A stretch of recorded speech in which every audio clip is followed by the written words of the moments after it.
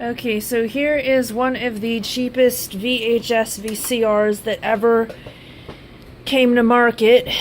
It is an Emerson DA4 head, but you also same VCRs with this exact same chassis under the names Symphonic, Toshiba, Magnavox, Sylvania. Trying to think of any other names, but like a lot of those names. But the reality is these are all just these all were built by Funai, which was a really cheap Chinese manufacturing company, and they were actually the last maker of VHS VCRs that was still around. Then they discontinued them in 2016, and but these were made up. I believe they started productions of these types of units, I think, in 1995, I want to say. Somewhere around there. It was in, like, the mid to late 90s, up until 2016 when they stopped making VCRs. I don't have the remote for this unit, but this was made in 2003, and surprisingly still works despite being so cheap. I got this a couple years ago at Alpha Omega, and I think I was buying it originally to give to someone, and then they didn't want it, so I have it listed on the Facebook Marketplace, but someone's supposedly coming to pick it up tomorrow. I only listed it for $12. As you see, I have it turned on. I'll go ahead and turn my TV on to show you what it's looked like. It's wired into my Panasonic right there. Well, not wired into, but plugged in through the AV jacks. And I'll grab a tape real quick.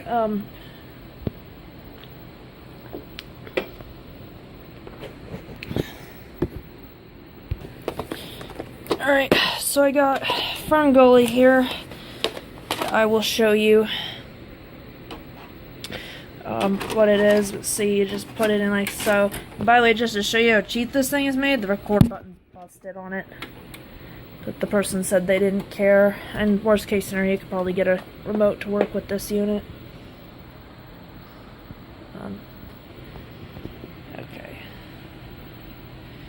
And see, it's just got LEDs. It doesn't have an actual display like my Panasonic. What the heck?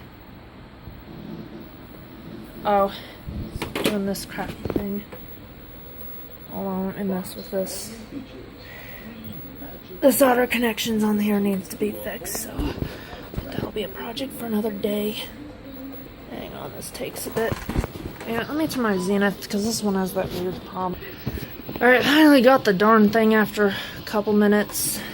Just watch that cable. I tripped on it earlier, so that may have been why. It's just a mono VCR. It claims 4 heads, but it's really just counting the 2 video heads and the audio head and the erase head. Almost all, well, no, not really. Never mind. I'll take it apart to show you. Well, I'm not going to take it apart, but I'm going to take the cover off, and it may not be the smartest thing to do this while it's plugged in, but whatever. Alright, so here's the inside of the thing. Now being very careful, because it is, like I said, it's plugged in. Video head's still spinning, but here's the cassette loaded.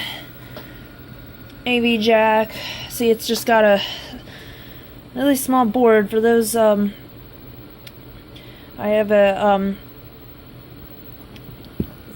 siege transformer, a couple that's the power supply. This is just your input and output supply, and it's not really much to this thing. And the big problem with these units is the chassis isn't snapping like most of them. It is soldered down. See, if you look there on the head, it is soldered. And so, unlike most of these, when they have problems, these are extremely difficult to get apart. I had actually another one that was branded Magnavox that was a VCR DVD combo. I about fought with that thing trying to get to the rotary switch when it started eating tapes, and I just could not do it. Eventually I had gotten to the rotary switch by like finagling my hand under it, and my hand had gotten caught, and that was very painful.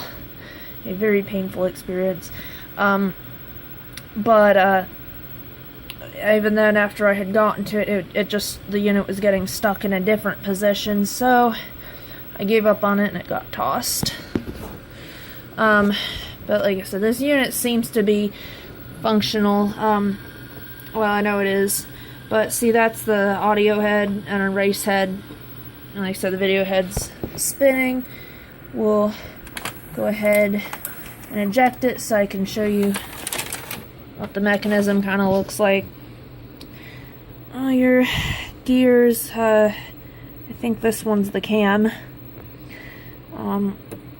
This is the infrared emitter. It's funny, you actually can't see the infrared on the camera here. Is the tracks. Lubricant's still good on them. And loading posts. All that. Thankfully, this at least has the M design. I'll give it that much. It doesn't have the arm that pulls the tape way out and the audio head right here, the way that this Sony one that I used to have was. And I'll show you kind of a little bit of a problem this thing has.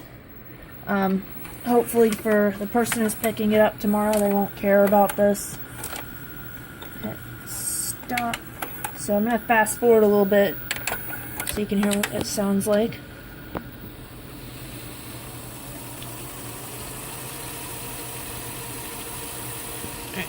So that's normal, but it's not in fast forward. Whoops. Forget about that. I don't worry about it too much. Okay, so stop it right now. But we'll put it in rewind, and here's the problem.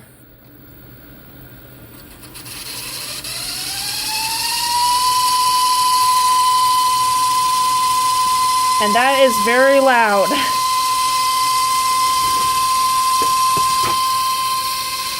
Alright, I'm gonna stop that before my grandmother has a heart attack and wonders what the heck's going on in here.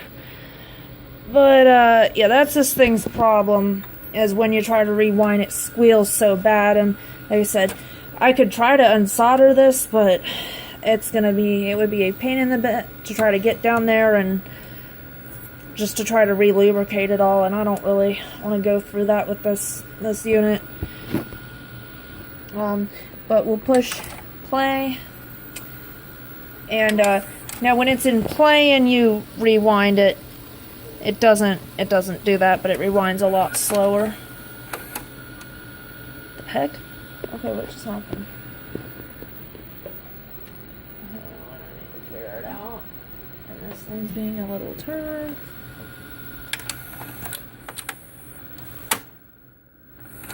Oh, it's at the end of the tape. Why didn't I think of that? Okay, so we'll just go ahead and eject it. Yeah, it's just at the end of the tape. But, alright. So that is my crappy Emerson Funai VCR demo. And, I hope you guys enjoyed this video. Granted, this thing does have two sets of inputs. It has a front and a back input, as well as coax.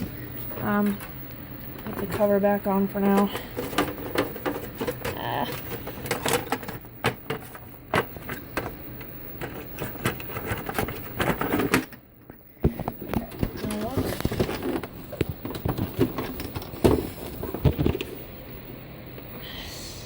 See, made in China. You can read all that information if you want, but yeah, model EW